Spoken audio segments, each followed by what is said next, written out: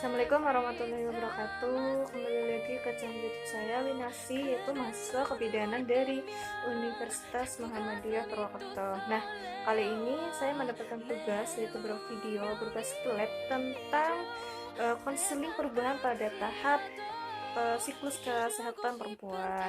Nah, ini videonya kalian tonton, semoga bermanfaat dan buat pengetahuan kalian semua ya. Selamat menonton. Waalaikumsalam, silakan masuk. Assalamualaikum. Waalaikumsalam. Ya Mbak, silakan duduk ya.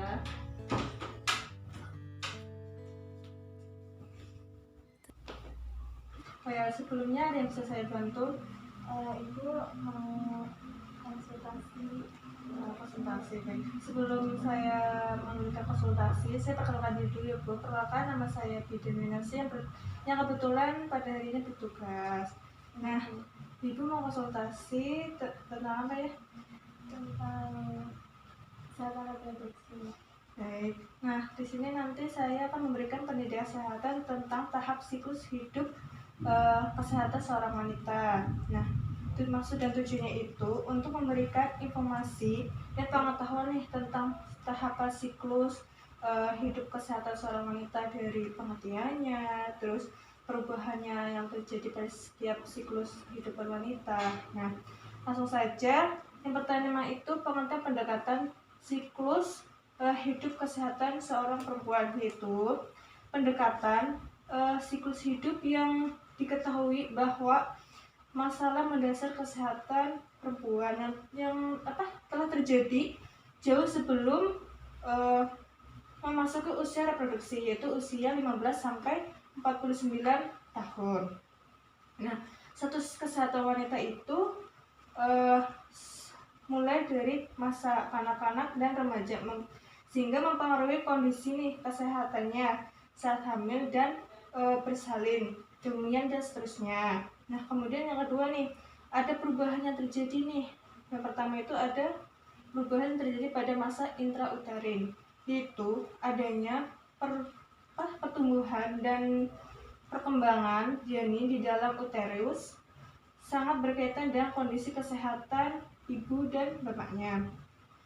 Misalnya karena kelainan fisik yang terjadi biasanya itu disebabkan oleh orang tuanya, sehingga perkembangan embrio tumbuh dengan sempurna apabila kromosom ibu sama bapaknya tidak ada kelainan.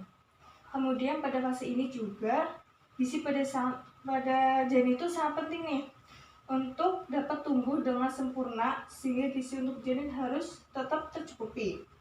Selain kebutuhan nutrisi, ada juga kebutuhan psikolog, kemudian kebutuhan religius untuk menghasilkan pertumbuhan dan perkembangan janin dengan baik. Kemudian yang ketiga nih, perubahan yang terjadi pada masa bayi dan kanak-kanak.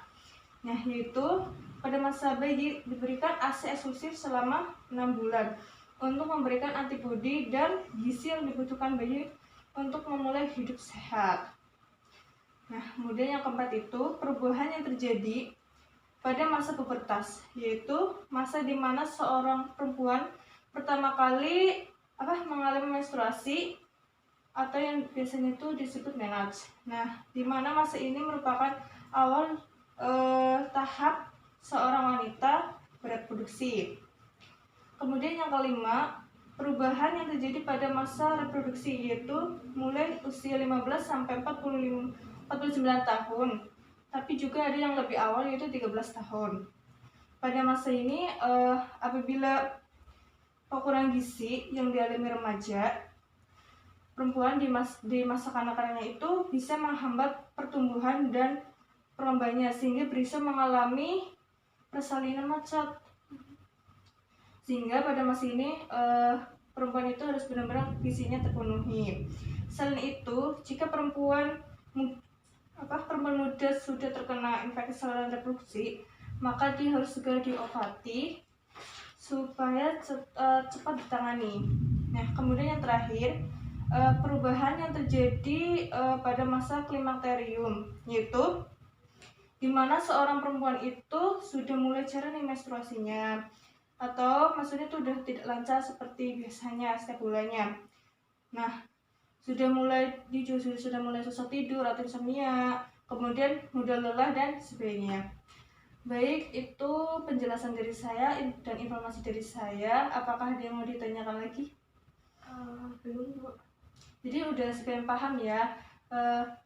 Boleh nggak saya tanya sedikit tentang yang tadi saya jelaskan, saya berikan informasi kepada mbaknya? Iya, boleh. Tadi itu perubahan apa aja sih pada masa tahap siklus kesehatan seorang perempuan? Tadi perubahan itu pada anak-anak gitu ya, Iya, Bu. Itu bayi itu iya. nanti disusui sama 6 bulan. Iya, betul. Kemudian perubahan pada saat di uterus di rahimnya Iya. itu nanti akan terjadi perkembangannya seperti itu. Berarti udah paham ya Mbak ya? Ada yang mau ditanyakan lagi nggak? Sepertinya udah cukup, Bu. Baik, kalau mbaknya sudah paham dan mengerti, jadi nanti bisa kalau ada tanda-tanda itu, ada perubahan seperti itu, memang sudah tahapnya seorang wanita. Tapi kalau ada gejala yang tadi kayak infeksi, harus segera diobati, harus ke tenaga kesehatan, bisa ke dokter bidan atau tenaga kesehatan yang lainnya itu ya Mbak. Itu. Ya, cukup sekian Ini, Bu. dari saya.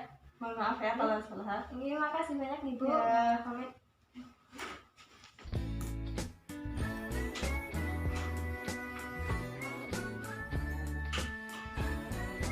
Oke teman-teman, itu videonya, semoga dapat bermanfaat buat kalian yang menonton video ini. Saya mengucapkan terima kasih dan mohon maaf bila dalam menyampaikannya masih ada sedikit kesalahan, saya mohon maaf.